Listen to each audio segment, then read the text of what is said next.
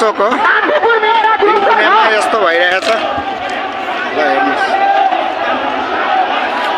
हामीले सधैँ नमस्कार गरेर तपाईहरुको यो शासन हामीले मान्दिरहनु पर्ने युवाहरूले सधैँ सुन्दिरहनु पर्ने अनि राष्ट्र सेवक नेपाल प्रहरी नेपाल आर्मीहरूले सधैँ देश बिगार्नेहरूलाई सलाम गरिरहनु पर्ने स्यालुट ठोक्नु पर्ने म चुनौती दिन चाहन्छु यस्तो नराम्रो दिन नआओस् हामीले देख्नु नपरोस् ताकि कस्तो देश बेचुवा